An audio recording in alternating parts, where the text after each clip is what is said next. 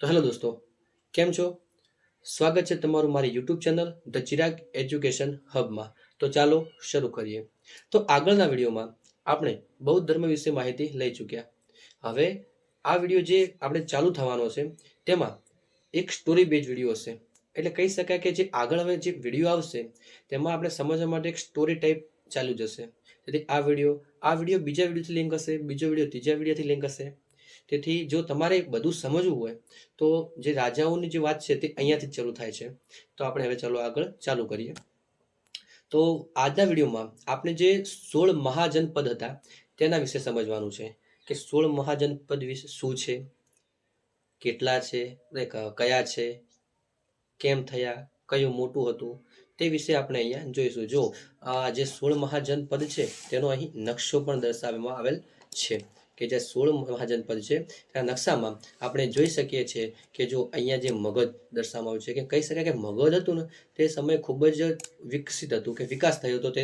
તેને પોતાનો જે રાજપાટ છે ખૂબ જ મોસ્ટ ઓફલી બધા વિસ્તારમાં કરી નાખ્યું હતું કે બધા જે હતા તેમને હરાવીને તેનો વિસ્તાર જે વધારી નાખ્યો હતો.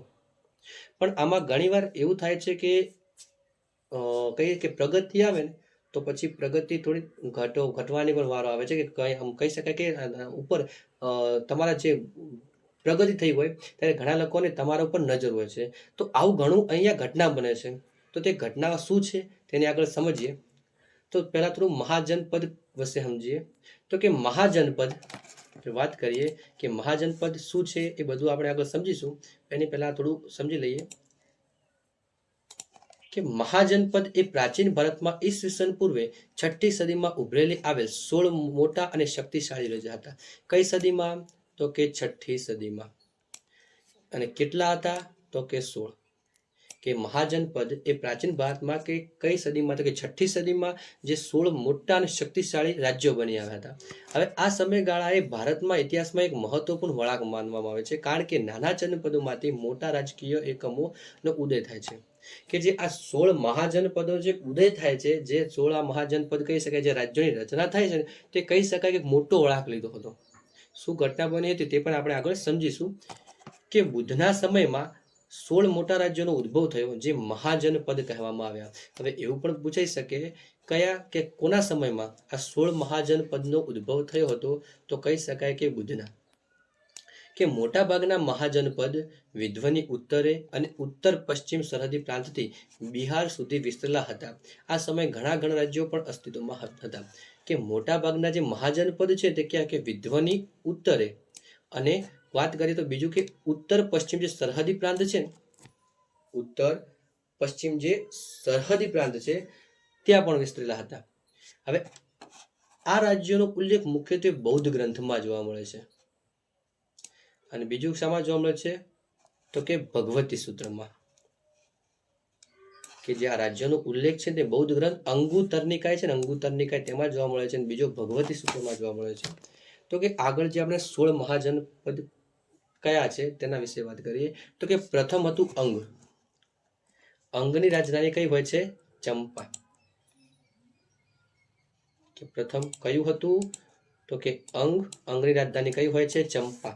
અને ચંપા આ તો વર્તમાનમાં જે રાજધાની છે એ ક્યાં સ્થિત છે? તો કે આ મહાજનપદ હતી કે પૂર્વ બિહારમાં. બીજું કયું હતું? તો કે મગધ.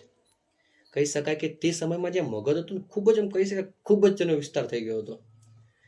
કે મગધમાં રાજગૃહ એટલે કે પાટલીપુત્ર રાજધાની હતી. પહેલા રાજગૃહ હતું પછી પાટલીપુત્ર થાય છે.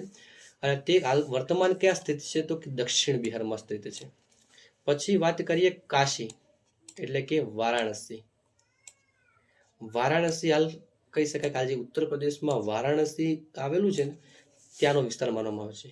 ચોથું હતું કોશલ, જેની રાજધાની કઈ હતી? શ્રાવસ્તી. અને શ્રાવસ્તી જે હાલ વર્તમાન કહી શકાય કે ક્યાં જે કોશલ મહાજનપદ કહી શકાય ક્યાં હતું? તો કે ઉત્તર પ્રદેશમાં કે અવધમાં. બીજું હતું વજ્જી એટલે કે તેની રાજધાની કઈ હતી? વૈશાલી. અને વર્તમાન સ્થાનની વાત કરીએ તો કયું આવે? તો ઉત્તર બિહાર. પછી આગળ વાત કરીએ તો મલ. 6ઠ્ઠા નંબરનું કયું આવે છે? તો કે મલ. મલની રાજધાની કઈ હતી? તો કે કુશીનારા. અને વર્તમાન સ્થિતિની વાત કરીએ તો ઉત્તર પ્રદેશના ગોરખપુરમાં. ઘણા ખરા મહાજનપદ છે ને એ ઉત્તર પ્રદેશ આજુબાજુનો જ વિસ્તાર છે. પછી આગળ વાત કરીએ તો ચેદીની રાજધાની કઈ હતી? તો કે શુક્તિમતી કે શક્તિમતી. તે વર્તમાન ક્યાં છે? મધ્ય ભારતમાં, એટલે કે મધ્યપ્રદેશની વાત કરીએ તો મધ્યપ્રદેશના આસપાસનો વિસ્તાર કહી શકાય. આઠમું કયું હતું? તો કે વત્સ. તેની રાજધાની કઈ હતી? તો કે કોશાંબી. વર્તમાન ક્યાં આવેલું છે? તો કે યુપીના જે કહી શકાય કે ઉત્તર પ્રદેશનું જે પ્રયાગરાજ છે ને, પ્રયાગરાજ, તેની આસપાસનો વિસ્તાર કહી શકાય. આગળ હતું કુરુ મહાજનપદની રાજધાની કઈ હતી? કે જ્યાં કુરુ થઈ ગયું મહાજનપદ, તેની રાજધાની કઈ હતી? તો કુરુની રાજધાની કઈ હતી? તો કે ઇન્દ્રપ્રસ્થ. અને વર્તમાનમાં કયો વિસ્તાર છે? તો કે મેરઠ, દિલ્હી અને હરિયાણા. પછી આગળ વાત કરીએ પાંચાલની રાજધાની કઈ હતી? કે અહિછત્ર અને કામ્પીલે. અને વર્તમાન ક્યાં છે? ઉત્તર પ્રદેશમાં. પછી કયું આવે છે? તો કે મત્સ્યની રાજધાની કઈ હતી? તો કે વિરાટનગર. અને વર્તમાન ક્યાં છે? તો કે રાજસ્થાનમાં જે જયપુર છે ને, જયપુર, તેની આસપાસના વિસ્તારને માનવામાં આવે છે કે જે જયપુરના આસપાસનો વિસ્તાર છે ને, ત્યાં આ મત્સ્ય મહાજનપદ હતું, જેની રાજધાની કઈ હતી? કે વિરાટનગર. પછી વાત કરીએ સુરસેન, ક્યાં? તો કે મથુરામાં. અને આપણું મથુરા ક્યાં આવેલું છે? તો કે ઉત્તર પ્રદેશના મથુરા. પછી વાત કરીએ અસ્મકની વાત કરીએ તો તેની રાજધાની કઈ હતી? તો કે પૌંડન્યુ. અને વર્તમાન કયો? તો કે ગોદાવરી જે નદી છે ને, તેની કિનારાનો વિસ્તાર કહી શકાય. પછી આવે છે અવંતીની રાજધાની કઈ હતી? તો કે ઉજ્જૈન. અને ઉજ્જૈનનું વર્તમાન સ્થિત ક્યાં છે? તો માળવા પ્રદેશમાં. પછી કહી શકાય કે ગાંધારની રાજધાની કઈ હતી? તો કે તક્ષશિલા.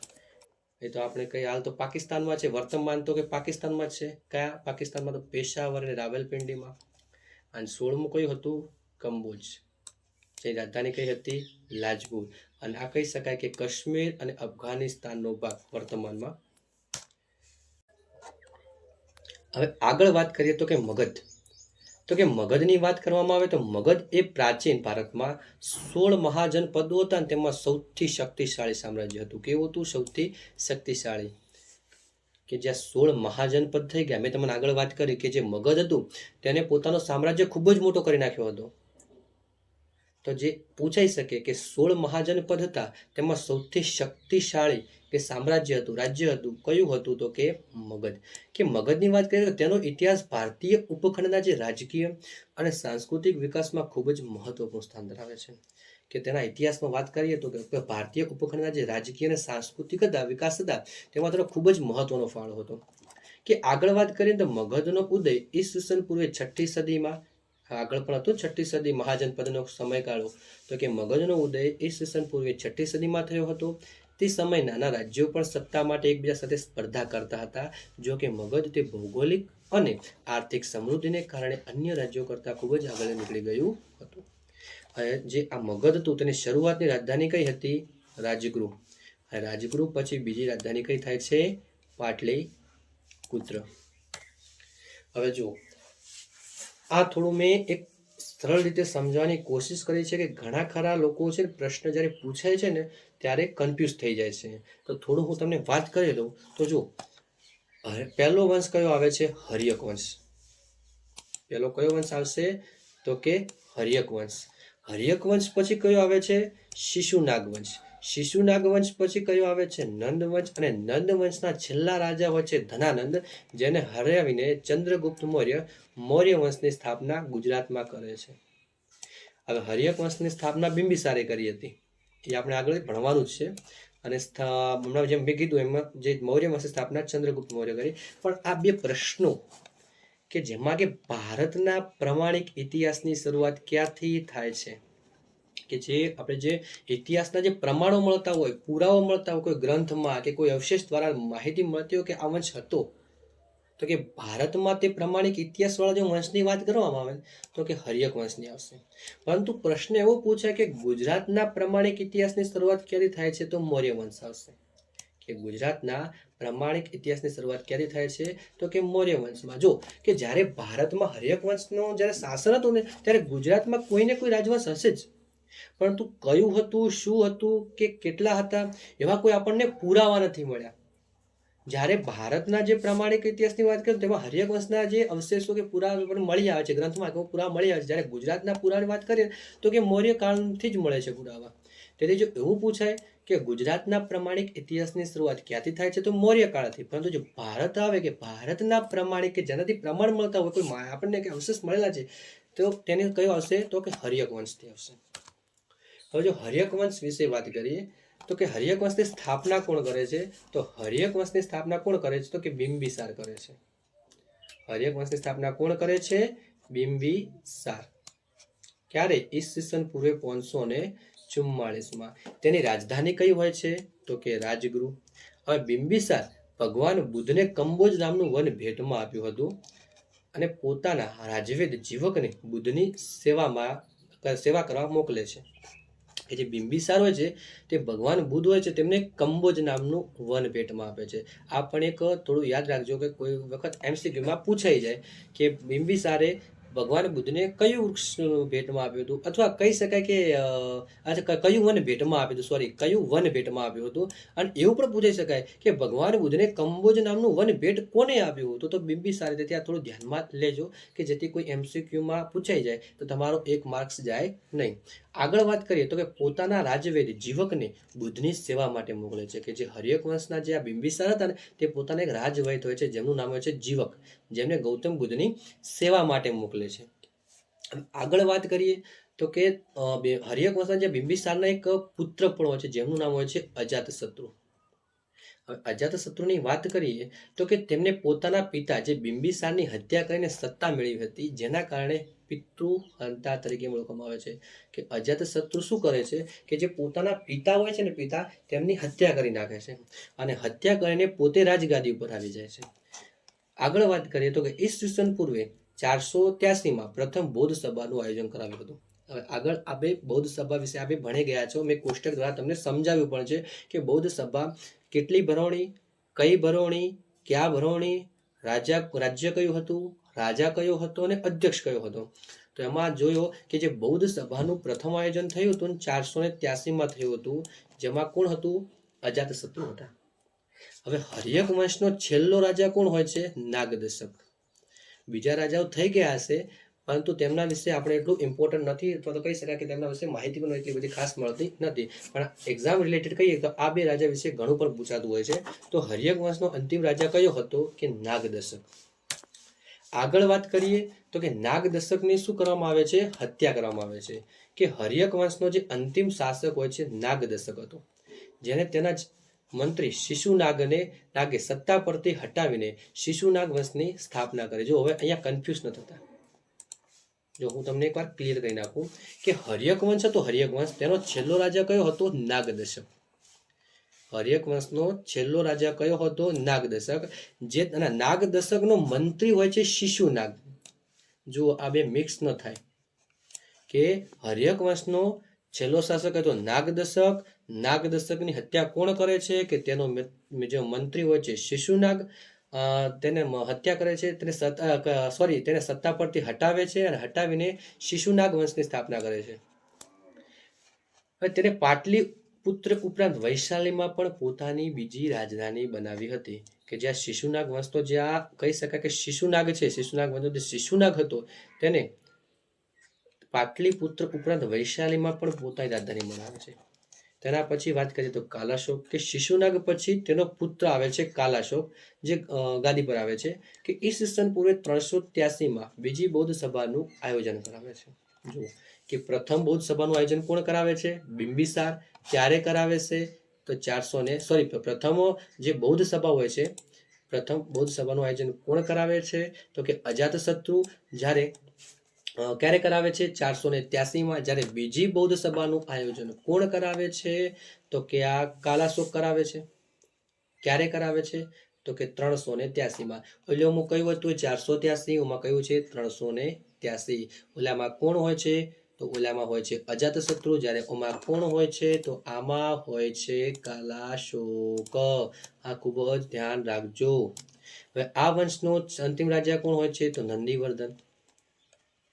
કે શિશુનાગ વંશનો અંતિમ રાજા કયો હોય છે? તો કે નંદીવર્ધન. હવે આગળ વાત કરીએ તો કે નંદ વંશની સ્થાપના કોણ કરે છે? તો મહાપદ્મનંદ કરે છે. નંદ વંશની સ્થાપના કોના દ્વારા કરવામાં આવે છે? તો કે મહાપદ્મનંદ દ્વારા. હવે મહાપદ્મનંદે શિશુનાગના વંશના છેલ્લા રાજા નંદીવર્ધનની હત્યા કરીને નંદ વંશની સ્થાપના કરે છે.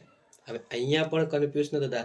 ભલે અહીંયા શિશુનાગ વંશનો રાજા નંદીવર્ધનમાં નંદી જે શબ્દ મેચિંગ આવે છે જોઈ લો, પરંતુ આ નંદીવર્ધન કયા વંશનો હતો?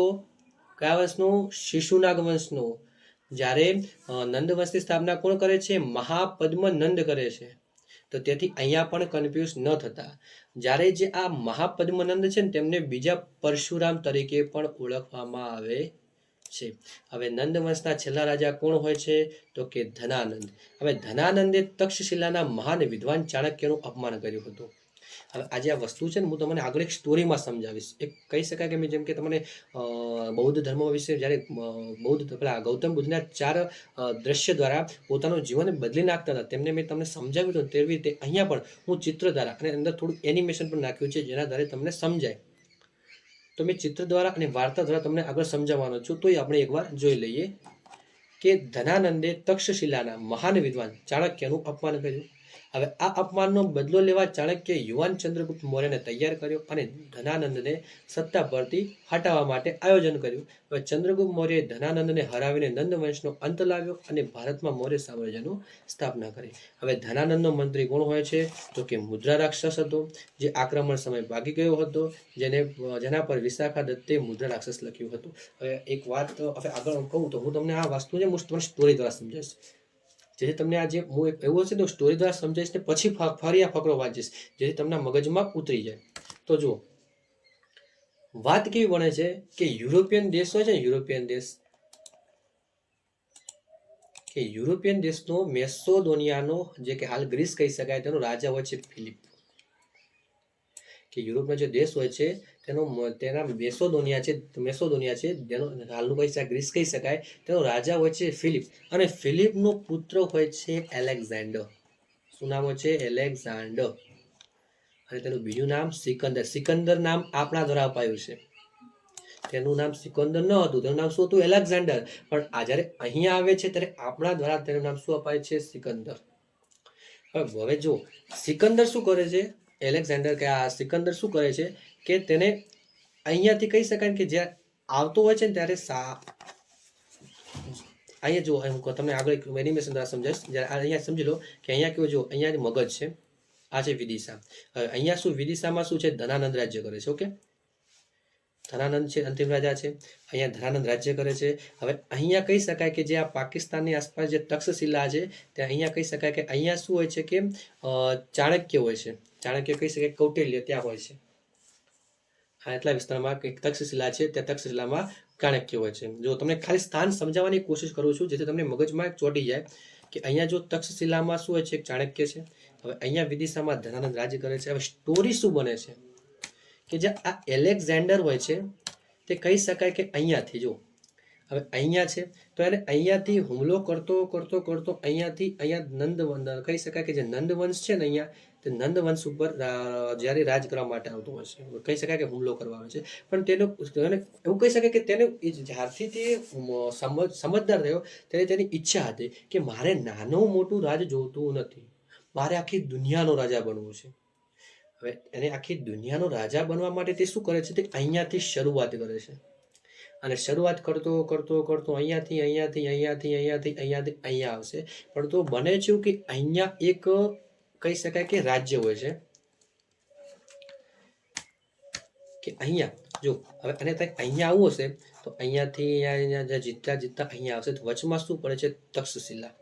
જો હું તમને સમજાવું કે જો અહીંયાથી આવવું પડશે, અહીંયાથી લડતો જીતતો અહીંયા આવશે. ઓકે, હવે અહીંયાથી અહીંયા જવા માટે એને અહીંયા તક્ષશિલામાં આવવું પડશે. હવે વસ્તુ શું થાય છે કે જે આ એલેક્ઝાન્ડર આવે છે ને તો તે રાજ્ય તો જીતી લે છે, પરંતુ ત્યાંની જે વસ્તુઓ છે, જે મંદિરો છે, જે કહી શકાય કે ત્યાંના જે કોઈ ઇતિહાસને ગ્રંથો છે, કોઈ પુસ્તકો છે તે તહેસ નહેસ કરી નાખતો, તેને નષ્ટ કરી નાખતો. હવે બને છે એવું કે ધનાનંદને થાય છે ચિંતા, ચાણક્યને થવા માંડે છે ચિંતા કે જો કે આ જે સિકંદર છે અહીંયા જો અમારી તક્ષશિલા આવશે તો તક્ષશિલામાં આવશે તો અહીંયાના જે ગ્રંથો છે, જે પુસ્તકો છે, જે ઇતિહાસ વિશે બાબતો છે, જેમાં કે કહી શકાય કે પુસ્તકોમાં કોઈ ઔષધિ વિશે લખેલું છે, ઇતિહાસ વિશે લખેલું છે, તે બધું તહેસ નહેસ કરી નાખશે. હવે તેને ચિંતા થવા માંડે છે તો તે શું કરે છે કે તે અહીંયાથી કહી શકાય કે એવું વિચારે છે કે મને મદદ કરવા વાળો વ્યક્તિ એક જ છે. મને અહીંયા ધનાનંદ પાસે પણ કેમ આવે છે કે તે જે તક્ષશિલામાં જે તે હોય છે, તે જે રાજ્ય હોય છે, તેના જે બે રાજા હોય છે ને રાજા, તે પણ તેમના આગળ જતા તેમના ભેળા થઈ જાય છે કે અમે તમને મદદ કરીશું એમ. એ હું આગળ કહીશ કેવી રીતે થાય છે કે શું કહી શકાય કે હવે ધનાનંદ શું કહી શકાય કે જે ચાણક્ય છે, કૌટિલ્ય છે, તે વિદિશામાં આવે છે ધનાનંદ પાસે મદદ માંગવા માંગે કે અમારા પર હુમલો થવાનો છે. હવે બને છે કેવું, હવે જોજો આ સ્ટોરી કેટલો મોટો વળાંક લે છે.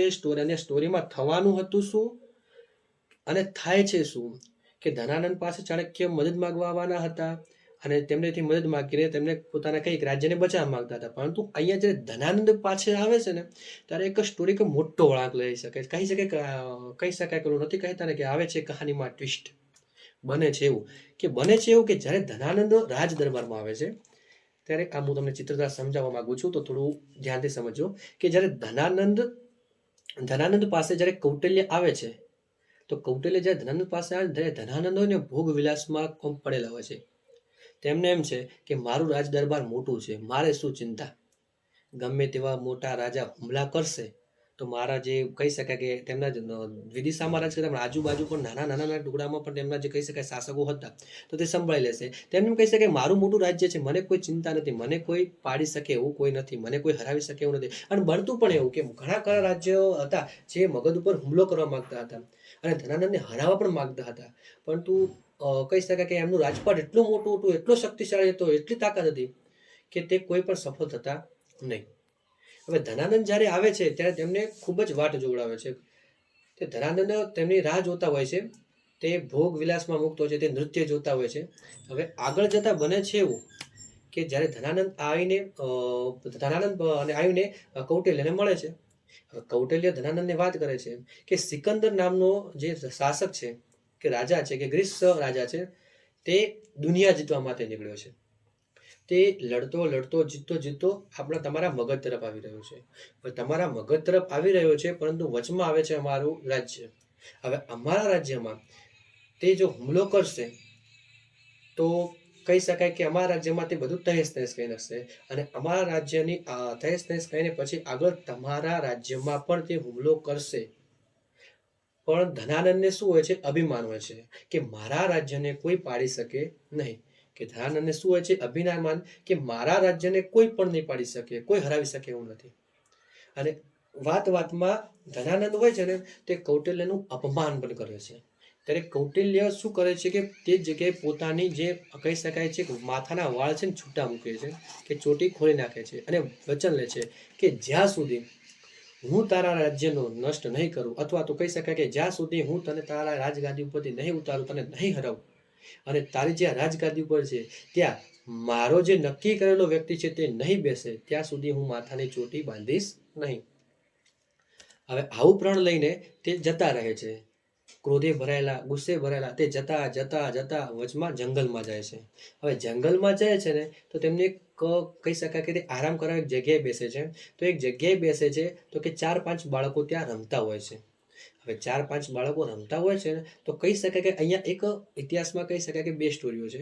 પહેલી સ્ટોરી એવી છે કે તે ત્યાં એક રમતા જ્યારે તેમને એક બાળક મળે છે. બાળક ત્યાં કહી શકાય કે નાટક ભજવતા હોય છે, રમતા હોય છે. ત્યારે જે બાળક હોય છે ને તે રાજાનો પાત્ર ભજવતો હોય છે. ત્યારે અચાનક સિંહ હુમલો કરે છે. ત્યાં સિંહ આવે છે ત્યારે બધા બાળકો ભાગી જાય છે. જ્યારે આ બાળક છે ને તેમની સામે ડટીને ઊભો રહે છે અને સિંહ જતો રહે છે. ત્યારે કહી શકાય કે ચાણક્ય પૂછે છે કે તે બાળકને બોલાવીને પૂછે છે કે તે સિંહ હતો, તને મારી નાખત, તું ભાગ્યો કેમ નહીં? ત્યારે જે આ રાજા હોય છે, જે બાળક હોય છે તે કહે છે કે હું ભલે પાત્રમાં રાજા બન્યો છું પરંતુ સંપૂર્ણ જવાબદારી મારા પર હતી. જો હું જ પાછો પડીશ, જો હું જ ડરી જઈશ તો મારી પ્રજાનું શું થશે? તેથી હું મારી પ્રજાના રક્ષણ માટે ઊભો રહ્યો હતો. બીજી સ્ટોરી એવું બને છે કે રાજ્યમાં કંઈક ચોરી થાય છે, ત્યારે કહી શકાય કે ચોરને સજા આપવાની હોય છે. ત્યારે તે બાળક ન્યાય કેવો કરે છે કે તેને જેટલી સજા આપો છો તેટલી તેને, ભલે તો કહી શકાય કે તેને જે 50 તેને દંડા મારો છો તો 25 મને પણ મારો. કારણ કે જો મારા રાજ્યમાં તેને ચોરી કરવી પડી છે તો એનું કોઈ કારણ હશે કે મારાથી આ રાજપાટ વગેરે સંભળાતું નહીં હોય, તેના કારણે તેને બે ભૂખથી પીડાતો છે, તેને કઈ સમસ્યા થઈ હશે જેના કારણે તેને આ ચોરી કરવી પડે છે. જેના કારણે જેટલો અપરાધી એ છે એટલો અપરાધીનો ભાગીદાર હું જ છું. ત્યારે જે ચાણક્ય હોય છે, જે કૌટિલ્ય હોય છે, તેના મગજમાં લાઈટ થાય છે કે મારા જે ધનાનંદ, જ્યારે મારે જે ધનાનંદથી જે બદલો લેવાનો છે તેના માટે આ બાળક જ રેડી છે, આ બાળક જ આગળ મને સાથ આપશે અને તેનો સામનો કરી શકશે. ત્યારે તે બાળકને લઈને તેની માતા પાસે જાય છે, માતાની આજ્ઞા લે છે અને આજ્ઞા લઈને બાળકને તક્ષશિલામાં લઈ જાય છે. તક્ષશિલામાં લઈ જઈ તેને કહી શકાય કે બધું જે જ્ઞાન આપે છે, તેને લડતા શીખડાવે છે, તેને તલવારબાજી ચલાવતા શીખડાવે છે, તેને ગ્રંથોનું બીજું બધું જ્ઞાન આપે છે.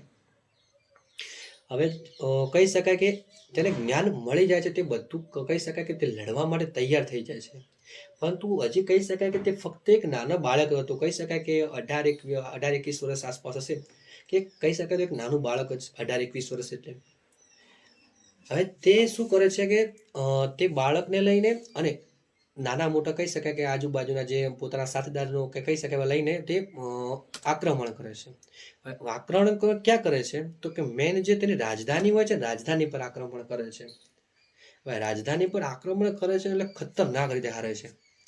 ધનાનંદ કહી શકાય કે જે કૌટિલ્ય છે, ચાણક્ય છે, એ અને ચંદ્રગુપ્ત મૌર્ય પોતાનો જીવ બચાવીને ત્યાંથી ભાગે છે. હવે તે કહી શકાય તે 4 દિવસના ભૂખ્યા તે ભટકતા આગળ જાય છે. ત્યારે એક ઘર હોય છે, ઘરે જઈને તે ઊભા રહે છે. તે ઊભા રહીને તે માતાને કહે છે કે એક કહી શકાય કે સ્ત્રી હશે, તેને કહે છે કે હે માતા, અમને થોડું ભોજન મળશે? ત્યારે સ્ત્રી કહે છે કે મારા 4 બાળકો જમવા માટે બેઠા જ છે, તમે પણ આવીને બેસી જાઓ, ખીચડી તૈયાર થશે તો હું તમને આપી દઈશ. ત્યારે ત્યાં એક બાળક બેઠું હોય છે, તાજું બાળક બેઠું હોય છે. તો તે ખૂબ જ કહી શકાય કે ભૂખમાં એવું બધું કહે છે, પીડાઈ રહ્યું છે કે માં મને ભૂખ લાગી છે, મને ખાવા આપો, માં મને ભૂખ લાગી છે, મને ખાવા આપો.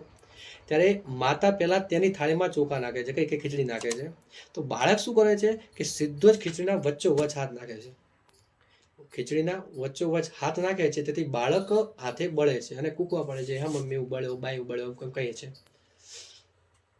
હવે ત્યારે બાળક શું કહે છે, માતા શું કહે છે કે ડોબા, ગરમ ખીચડી હોય તો તેને વચોવચ હાથ નખાય, તેને સાઈડમાંથી થોડી સાઈડમાં કરીને ફૂંક મારીને ઠારીને ખાવી પડે.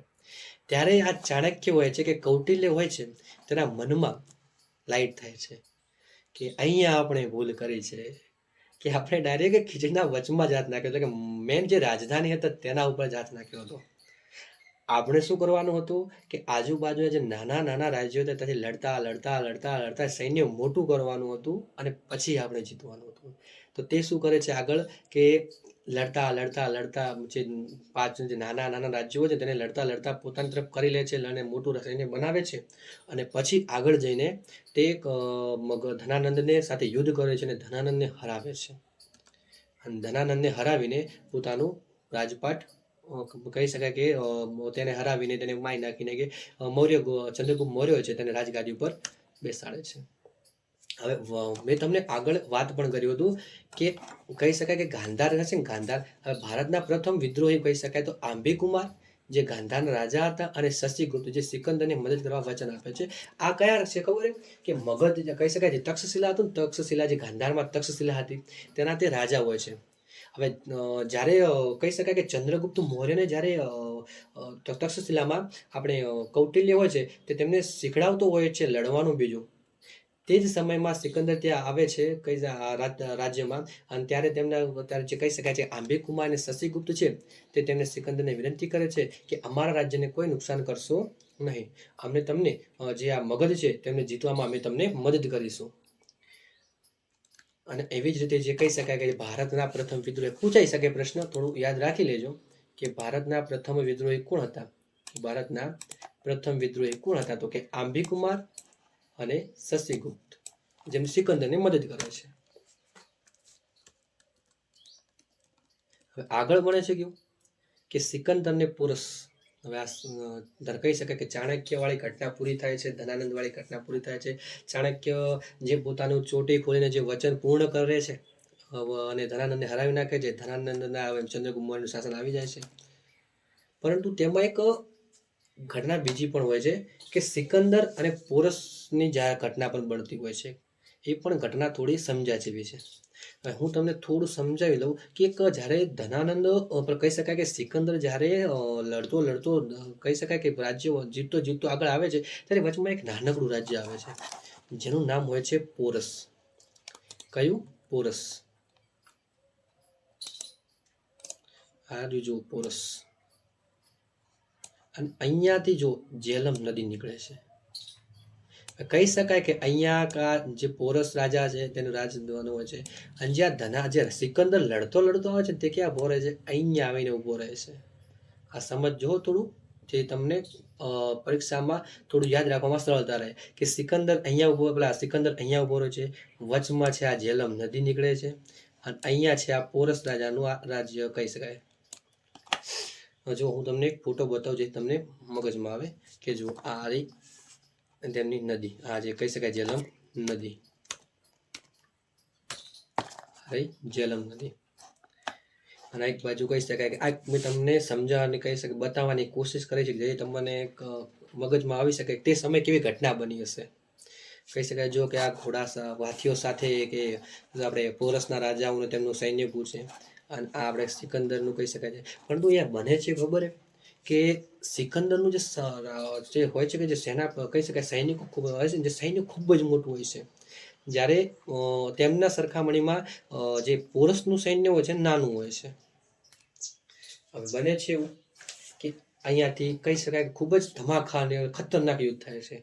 પણ અહીંયા જે ઘણા યુદ્ધ થયું તેનું પરિણામ શું આવ્યું હજી કોઈને ખબર નથી. હા, ઘણા એવા જે ગ્રંથો છે કે આપણા ભારતના નહીં પરંતુ ગ્રીસના જે સિકંદર આવ્યો ત્યાં ગ્રીસના ગ્રંથો છે. અમુક ગ્રંથોમાં એવું કહેવામાં આવે છે કે સિકંદર તે રાજા જીતી લે છે અને જે આ પોરસના રાજા હોય છે તેને બંદી બનાવીને પોતાના રાજ દરબારમાં લઈ જાય છે અને તેમને પૂછે છે કે પોરસના રાજાને પૂછે છે કે તમારા સાથે કેવું વર્તન કરવામાં આવે. તો પોરસના રાજા કહે છે કે જેવું એક રાજા સાથે વર્તન થતું હોય તેવું વર્તન મારા સાથે કરજો. આવી એક ઘટના છે આપણા પોરસની ઘટના, જે કહી શકાય છે પોરસની ઘટના જે જેલમનું યુદ્ધ થાય છે જેને વિતસ્તાનું યુદ્ધ પણ કહેવામાં આવે છે.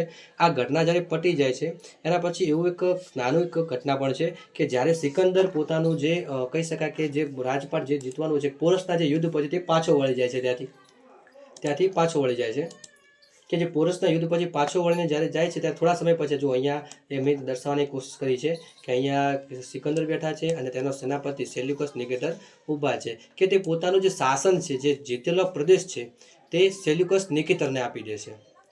તે પોતાનો જ આખો પ્રદેશ સેલ્યુકસ નિકેટરને ભેટમાં આપી દે છે. કહી શકાય એને આપી દે છે કે હવે તું તે રાજપાટ સંભાળ. અને હવે જે આગળ નેક્સ્ટ વિડીયોમાં આપણે શું થશે કે આપણે જે ચંદ્રગુપ્ત મૌર્ય કે જે કહી શકાય કે ચંદ્રગુપ્ત મૌર્ય છે અને સેલ્યુકસ નિકેટર વિશે જે આગળ ઘટના એવી બને છે કે જેમનું યુદ્ધ થાય છે તે આપણે જોવાનું છે. તો આજના વિડીયોમાં બસ આટલું જ. પણ હા, હવે સેલ્યુકસ નિકેટર અને જે કહી શકાય કે ચંદ્રગુપ્ત મૌર્ય અને એમ કહું કે સેલ્યુકસ નિકેટર અને ચંદ્રગુપ્ત મૌર્ય વિશે શું થશે, આગળ શું ઘટના બનવાની છે તે જોવા માટે હવે તમારે નેક્સ્ટ વિડીયો જોવો પડશે. તો આજના વિડીયોમાં બસ આટલું જ. હું આશા રાખું છું કે આ વિડીયો તમને ખૂબ જ ગમ્યો હશે અને આ વિડીયોમાંથી ઘણું બધું તમને શીખવા મળ્યું હશે. તો મારી વિડીયોને જોવા માટે લાઈક કરો, શેર કરો, સબસ્ક્રાઈબ કરો અને તમારા મિત્રો સુધી પહોંચાડવાનું ભૂલશો નહીં. તો મળશું હવે નેક્સ્ટ વિડીયોમાં.